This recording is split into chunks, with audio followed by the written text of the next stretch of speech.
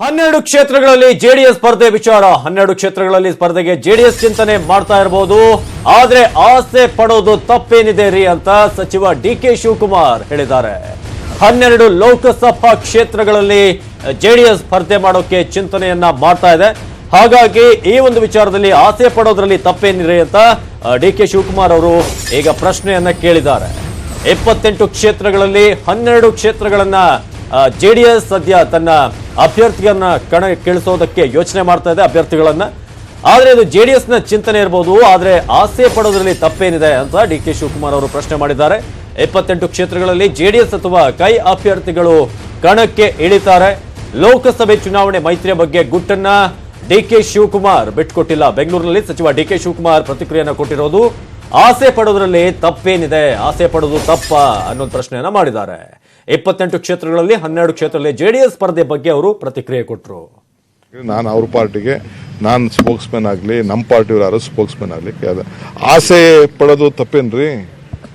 ಅದೆಲ್ಲ ಪೊಲಿಟಿಕಲಿ ಕಾರ್ಯಕರ್ತರಿಗೆ ಸ್ಫೂರ್ತಿ ಕೊಡಬೇಕಾಯ್ತದೆ, ಧೈರ್ಯ ಕೊಡಬೇಕಾಯ್ತದೆ, ನೀವು ಗೆಲ್ಸ್ಕೊಡಿ ಅಂತ ಕೇಳಬೇಕಾಗ್ತದೆ. 28 ಕ್ಷೇತ್ರ ನಾನು ಹೇಳ್ತಾ ಇದ್ದೀನಿ, 28 ಕ್ಷೇತ್ರನೂ ಜಾತ್ಯತೀತ ಜನತಾದಳ ಮತ್ತು ಕಾಂಗ್ರೆಸ್ ಒಟ್ಟಿಗೆ ಸೇರಿ ಏನು ನಾವು ಸ್ಪರ್ಧೆ ಮಾಡ್ತೀವಿ 8 ಗೆಲ್ಸ್ಕೊಡಿ ಅಂತ ಕೇಳ್ತಾ ಇದ್ದೀನಿ.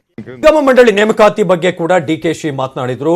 ಅಮಾವಾಸ್ಯೆ ಗ್ರಹಣ ಎಲ್ಲವೂ ಕೂಡ ಮುಗಿಯಲಿ, ಆಮೇಲೆ ಮಂಡಳಿಗಳಿಗೆ ನೇಮಕಾತಿ ಅಂತ ಹೇಳಿದ್ರು.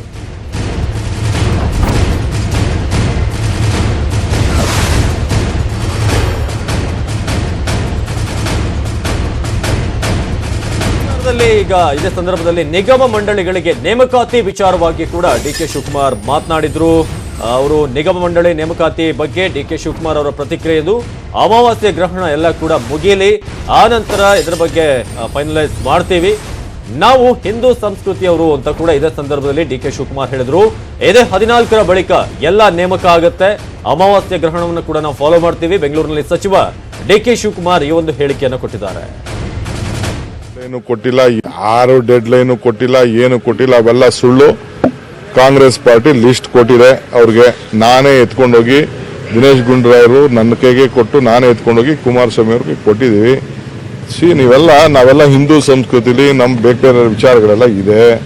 ಇವತ್ತು ನೆನ್ನೆ, ಇವತ್ತು ಅಮಾವಾಸ್ಯೆ, ಇವತ್ತು ಗ್ರಹಣ, ಇದೆಲ್ಲ ಮುಗಿಲಿ, ಅರ್ಥ ಆಯ್ತಾ? ಯಾರು ಯಾವ ಡೆಡ್ ಲೈನು ಯಾರು ಕೊಡುವುದಿಲ್ಲ, ಕೊಡೋಕ್ಕೂ ಆಗುದಿಲ್ಲ. ಕಾಂಗ್ರೆಸ್ ಪಾರ್ಟಿಗೆ ಎಲ್ಲರೂ ಏನು ಮಾಡಬೇಕು ಅಂತ ಇಬ್ರು ಕೂತ್ಕೊಂಡು ತೀರ್ಮಾನ ಮಾಡಿದ್ದಾರೆ. ಅವ್ರಿಗೂ ಕೂಡ ಜವಾಬ್ದಾರಿ ಇದೆ. ನೆನ್ನೆ ಮುಖ್ಯಮಂತ್ರಿಗಳು ನನ್ನ ಹತ್ರ ಮಾತಾಡಿದ್ರು, ಯಾವಾಗ ಆಗ್ಬೇಕು ಅದು ಆಗ್ತದೆ. ಅದಕ್ಕೆ ಕೆಲವು ಸಂದರ್ಭದಲ್ಲಿ ಅವ್ರು ಇರಲಿಲ್ಲ ಊರಲ್ಲಿ, ಮತ್ತೊಂದೆಲ್ಲ ಕೆಲವರೆಲ್ಲ ಅವ್ರ ಪಾರ್ಟಿಲೂ they are lot of pressures. ಅವರು ಏನಾದ್ರು ಮಾಡಿ ಇದನ್ನ 14ನೇ ತಾರೀಕು ಮೇಲೆ ಮಾಡಬೇಕು ಅನ್ನೋದು ಒಂದು ಅಭಿಪ್ರಾಯ ಇತ್ತು. ಇದೆಲ್ಲ ಆದಮೇಲೆ ಒಳ್ಳೆ ದಿನದಲ್ಲಿ ಮಾಡಬೇಕು ಅನ್ನೋ ಒಂದು ಅಭಿಪ್ರಾಯ ಬೇಕಾದಷ್ಟು ಕಡೆಯಿಂದ ಬಂತು. ಬಟ್ ನಮ್ಮ ಪಾರ್ಟಿಲಿ ಇಲ್ಲ, ಹೀಗೆ ತೀರ್ಮಾನ ಮಾಡೋಣ ಅಂತ ತೀರ್ಮಾನ ಮಾಡಿ ನಾವು ಲಿಸ್ಟ್ ಕಳಿಸಿದ್ವಿ. ಅವ್ರಿಗೂ ಪ್ರೆಷರ್ ಇದೆ, ಅವ್ರ ಪಾರ್ಟಿಯವ್ರದ್ದು ಕೆಲವು ತೀರ್ಮಾನ ಮಾಡಬೇಕು. ಮೊನ್ನೆ ತಾನೇ ಅವ್ರ ವರ್ಕರ್ಸ್ ಮೀಟಿಂಗ್ ಎಲ್ಲ ಕರೆದಿದ್ದಾರೆ, ಮಾಡ್ತಾರೆ. ಅದೇನು ಆತಂಕ ಪಡುವಂಥದ್ದು ಏನಿಲ್ಲ. ಈಗ ತಾನೇ ಗ್ರಹಣ ಬಿಡಿದಿದೆ. ಪುಟ್ಟರಂಗಶೆಟ್ಟಿ ರಾಜೀನಾಮೆಗೆ ಬಿಜೆಪಿಯಲ್ಲಿ ಒತ್ತಡ ಹೆಚ್ಚಾಗ್ತಿರುವ ಮಧ್ಯೆ ಬಿಜೆಪಿ ನಾಯಕರಿಗೆ ಸಚಿವ ಡಿಕೆ ಶಿವಕುಮಾರ್ ಟಾಂಗ್ ಕೊಟ್ಟಿದ್ದಾರೆ. ಪುಟ್ಟರಂಗಶೆಟ್ಟಿ ಪರ ಬ್ಯಾಟ್ ಮಾಡಿರುವಂತಹ ಸಚಿವ ಡಿಕೆ ಶಿವಕುಮಾರ್ ಪುಟ್ಟರಂಗಶೆಟ್ಟಿ ಚೆಕ್ನಲ್ಲಿ ಹಣ ಪಡೆದಿಲ್ಲ ಅಂತ ಹೇಳಿದ್ದಾರೆ. ಅಷ್ಟೇ ಅಲ್ಲ, ಚೆಕ್ಗಳಲ್ಲಿ ಬಿಜೆಪಿಯವರು ಹಣವನ್ನ ತೆಗೆದುಕೊಂಡಿಲ್ವಾ, ಹೀಗೆ ಮಾಡಿದ್ರೆ ಎಲ್ಲ ಬಿಚ್ಚಿಡಬೇಕಾಗುತ್ತೆ ಅನ್ನೋ ಒಂದು ಎಚ್ಚರಿಕೆಯನ್ನ ಕೂಡ ಡಿಕೆಶಿ ಕೊಟ್ಟಿದ್ದಾರೆ. ಸದ್ಯಕ್ಕೆ ಒಂದು ಬ್ರೇಕಿಂಗ್ ನ್ಯೂಸ್ ಬರ್ತಾ ಇದೆ. ಪ್ರೊಬೇಷನರಿ ಪಿಎಸ್ಐ ಅನುಮಾನಾಸ್ಪದ ಸಾವನ್ನಪ್ಪಿರುವಂತಹ ಘಟನೆ ಕಲಬುರಗಿಯಲ್ಲಿ ನಡೆದಿದೆ. ಕಲಬುರಗಿಯಲ್ಲಿ ಪಿಎಸ್ಐ ಮೃತದೇಹ ಪತ್ತೆಯಾಗಿರೋದು. ಗ್ರ್ಯಾಂಡ್ ಸೆಂಟ್ರಲ್ ಕಾಂಪ್ಲೆಕ್ಸ್ ಎದುರು ಈ ಶವ ಪತ್ತೆಯಾಗಿದೆ. ಈ ಸಾವು ಈಗ ಸಾಕಷ್ಟು ಅನುಮಾನಕ್ಕೆ ಕಾರಣವಾಗಿದೆ. ಗ್ರ್ಯಾಂಡ್ ಸೆಂಟ್ರಲ್ ಕಾಂಪ್ಲೆಕ್ಸ್ನ ಎದುರು ಪಿಎಸ್ಐ ಪ್ರೊಬೇಷನರಿಯಲ್ಲಿದ್ದಂತಹ ಪಿಎಸ್ಐನ ಶವ ಪತ್ತೆಯಾಗಿರೋದು. ಅನುಮಾನಾಸ್ಪದ ಸಾವು, ಏನಾಗಿದೆ ಕಾರಣ, ಹೇಗೆ ಈ ಒಂದು ಸಾವಾಗಿರೋದು ಅನ್ನೋ ಬಗ್ಗೆ ಪ್ರಶ್ನೆ ಈಗ. ಬಸವರಾಜ್ ಶಂಕರಪ್ಪ 30 ವಯಸ್ಸಿನ ಪ್ರೊಬೇಷನರಿ ಪೇದೆ ಆತ ಪಿಎಸ್ಐ, ಆತನ ಮೃತದೇಹ ಈಗ ಪತ್ತೆಯಾಗಿದೆ. ಬಸವರಾಜ್ ಶಂಕರಪ್ಪ, ನೀವೀಗ ಏನು ದೃಶ್ಯಗಳನ್ನು ನೋಡ್ತಾ ಇದ್ದೀರಿ. ಬಸವರಾಜ್ ಶಂಕರಪ್ಪ 30 ವಯಸ್ಸು, ನಾಗನಹಳ್ಳಿ ತರಬೇತಿ ಕೇಂದ್ರದಲ್ಲಿ ಪಿಎಸ್ಐ ಆಗಿ ಬಸವರಾಜ್ ಇದ್ದಂಥವರು. ಇದಕ್ಕಿದ್ದ ಹಾಗೆ ಇವತ್ತು ಅವರ ಮೃತದೇಹ ಕಾಂಪ್ಲೆಕ್ಸ್ ಮುಂದೆ ಪತ್ತೆಯಾಗುತ್ತೆ. ಆದರೆ ಈ ಸಾವಿಗೆ ಕಾರಣ ಏನು, ಸಹಜವಾದಂತಹ ಸಾವ ಅಥವಾ ಯಾರಾದರೂ ಕೊಲೆ ಮಾಡಿ ಈ ರೀತಿಯಾಗಿ ಇಲ್ಲಿ ಬಿಸಾಡ್ ಹೋಗಿದಾರಾ ಅನ್ನೋದೀಗ ಪ್ರಶ್ನೆ. ನಾಗನಹಳ್ಳಿ ತರಬೇತಿ ಕೇಂದ್ರದಲ್ಲಿ ಬಸವರಾಜ್ ಅವರು ಇದ್ರಂತೆ ಪ್ರೊಬೇಷನರಿ ಪೀರಿಯಡ್ನಲ್ಲಿ. ಹಾಗಾಗಿ ಏನಾಯಿತು, ಏನ್ ಕತೆ, ಇದಕ್ಕೆ ಕಾರಣ ಏನು ಇನ್ನಷ್ಟೇ ಗೊತ್ತಾಗಬೇಕಾಗಿದೆ. ಸೇಡಂನ ಬೆನಕನಹಳ್ಳಿಯ ನಿವಾಸಿ ಅಂತ ಗೊತ್ತಾಗಿದೆ. ಕಲಬುರಗಿ ಜಿಲ್ಲೆ ಸೇಡಂನ ಬೆನಕನಹಳ್ಳಿ ನಿವಾಸಿ ಶಿವರಾಮ್ ಹೊಸಳ್ಳಿ ಈ ಬಗ್ಗೆ ಹೆಚ್ಚಿನ ಮಾಹಿತಿಯನ್ನು ಕೊಡ್ತಾರೆ ನಮ್ಮ ಪ್ರತಿನಿಧಿ. ಶಿವರಾಮ್, ಈ ಒಂದು ಮೃತದೇಹ ಎಷ್ಟೊತ್ತಿಗೆ ಪತ್ತೆಯಾಗಿರೋದು, ಏನಾಗಿದೆ ಅಂತ ಏನಾದರೂ ಗೊತ್ತಾಗಿದೆಯಾ? ಅವಿನಾಶ್, ಇದು 12 ಗಂಟೆ ಸಂದರ್ಭದಲ್ಲಿ ಇದು ಪತ್ತೆಯಾಗಿದೆ. ಅಂದ್ರೆ ಸಡನ್ ಆಗಿ ಏನು ಕುಸ್ತು ಬಿದ್ದು ಸಾವನ್ನಪ್ಪಿದ್ದಾರೆ ಅಂತ ಹೇಳ್ತಾ ಇದ್ದಾರೆ. ಒಟ್ಟಾರೆ ಏನೋ ಅನುಮಾನಾಸ್ಪದ ರೀತಿಯಲ್ಲಿ ಒಂದು PSI ಏನು ತರಬೇತಿ ಪಡಿತಾ ಇದ್ದ ಆ PSI ಸಾವನ್ನಪ್ಪಿದ್ದಾನೆ. ಇವರು ಬೆನಕನಹಳ್ಳಿ ಗ್ರಾಮದವರಾಗಿದ್ರು. ಏನಂದ್ರೆ ನಾಗನಹಳ್ಳಿ ತರಬೇತಿ ಕೇಂದ್ರದಲ್ಲಿ ಅವರು ತರಬೇತಿ ಪಡಿತಾ ಇದ್ರು PSI ಆಗಿ.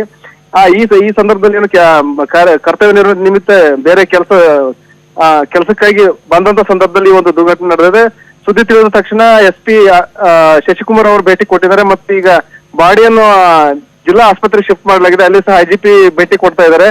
ಒಟ್ಟಾರೆ ಒಂದು ಏನು ಸಾವೇನಿದೆ, ಒಂದು ಸಹಜ ಸಾವು ಅಂದ್ರೆ ಕುಸಿದು ಬಿದ್ದು ಸಾವನ್ನಪ್ಪಿದ್ದಾರೆ ಅಂತ ಹೇಳಲಾಗ್ತಾ ಇದ್ರು ಸಹ ಹಲವಾರು ಅನುಮಾನಗಳು ವ್ಯಕ್ತ ಆಗ್ತಾ ಇದೆ. ಅವಿನಾಶ್, ಧನ್ಯವಾದ ಮಾಹಿತಿಗಾಗಿ ಶಿವರಾಮ್. ಇದು ಪ್ರೊಬೇಷನರಿ PSI ಅನುಮಾನಾಸ್ಪದ ಸಾವನ್ನಪ್ಪಿರೋದು. ಈಗ ಫೋಟೋ ಒಂದ್ ಕಡೆ ನೋಡ್ತಾ ಇದ್ರಿ, ಆದ್ರೆ ಇಲ್ಲಿ ಸದ್ಯಕ್ಕೆ ಅಲ್ಲಿ ಸ್ಥಳೀಯರು ಹೇಳುವಂತ ಪ್ರಕಾರ ಇಲ್ಲಿ ಕೂತಿದ್ರು ಮೆಟ್ಲ ಮೇಲೆ, ಇದಕ್ಕಿದ್ದ ಹಾಗೆ ಕುಸಿದು ಬಿದ್ರು ಅಂತ. ಗ್ರ್ಯಾಂಡ್ ಸೆಂಟ್ರಲ್ ಕಾಂಪ್ಲೆಕ್ಸ್ ಮುಂಭಾಗದಲ್ಲಿ ಆ ಒಂದು ಮೃತದೇಹ ಪತ್ತೆಯಾಗಿರೋದು. ಬಸವರಾಜ್ ಶಂಕರಪ್ಪ ಸೇಡಂನ ನಿವಾಸಿ ಅಂತ ಈಗ ಗೊತ್ತಾಗ್ತಿದೆ. ಕೇವಲ ಸಿಗರೇಟ್ ನೀಡಲಿಲ್ಲ ಅನ್ನೋ ಒಂದು ಕಾರಣಕ್ಕೆ ಒಂದು ಚಾಕುವನ್ನ ಇರಿದಿರುವಂತಹ ಘಟನೆ ನಡೆದಿದೆ. ಚೂರಿಯನ್ನ ಇರಿದಿರೋದು. ಪುಡಿರೌಡಿಗಳಿಂದ ಟೀ ಮಾರಾಟಗಾರನಿಗೆ ಈ ರೀತಿಯಾಗಿ ಚಾಕುವನ್ನ ಇರಿಯಲಾಗಿದೆ. ಹೆಬ್ಬಗೋಡಿಯ ಅನಂತನಗರ ಗೇಟ್ ಬಳಿ ನಡೆದಿರುವಂತಹ ಘಟನೆ. ಸಿಗರೇಟ್ ಕೊಡ್ಲಿಲ್ಲ ಅಂತ ಹೇಳಿ ಅಲ್ಲಿನ ಟೀ ಅಂಗಡಿ ಮಾಲೀಕನಿಗೆ, ಮಾರಾಟಗಾರನಿಗೆ ಅಲ್ಲಿ ಇರಿತ ಆಗಿರೋದು. ಹೆಬ್ಬಗೋಡಿಯ ಅನಂತನಗರದ ಗೇಟ್ ಬಳಿ ಈ ಒಂದು ಘಟನೆ ನಡೆದಿದೆ. ಡಿಸೆಂಬರ್ 28ರಂದು ನಡೆದಂತಹ ಘಟನೆ. ಚಾಕು ಇರಿದಂತಹ ದೃಶ್ಯ ಲಭ್ಯವಾಗಿದೆ. ಸಿಗರೇಟ್ ನೀಡಲಿಲ್ಲ ಅನ್ನೊಂದು ಕಾರಣಕ್ಕೆ ಚಾಕುವಿಂದ ಇರಿಯಲಾಗಿರೋದು. ಅಲ್ಲಿನ ಪುಡಿ ರೌಡಿಗಳೇ ಈ ಒಂದು ಕೆಲಸವನ್ನ ಮಾಡಿರೋದು ಗೊತ್ತಾಗಿದೆ. ಟೀ ಮಾರಾಟಗಾರನಿಗೆ ಸಿಗರೇಟ್ ಕೊಡ್ಲಿಲ್ಲ ಅಂತ ಹೇಳಿ ಅಲ್ಲೇ ಚಾಕುವನ್ನ ಚುಚ್ಚಿದ್ದಾರೆ. ಡಿಸೆಂಬರ್ 8ರಂದು ನಡೆದಿರುವಂತಹ ಘಟನೆ CCTVಯಲ್ಲಿ ಸೆರೆಯಾಗಿದೆ ಈ ಎಲ್ಲ ಘಟನಾವಳಿಗಳು. ಗಾಯಾಳು ಶಿವಶಂಕರ್ ಸದ್ಯಕ್ಕೆ ಚೇತರಿಸಿಕೊಳ್ತಾ ಇದ್ದಾರೆ ಅಂತ ವಿಚಾರ ಗೊತ್ತಾಗಿದೆ. ಗಾಯಾಳು ಶಿವಶಂಕರ್ ಚೇತರಿಸಿಕೊಳ್ತಿದ್ದಾರೆ. ಹೆಬ್ಬಗೋಡಿ ಠಾಣೆಯಲ್ಲಿ ಪ್ರಕರಣ ದಾಖಲಾಗಿದೆ.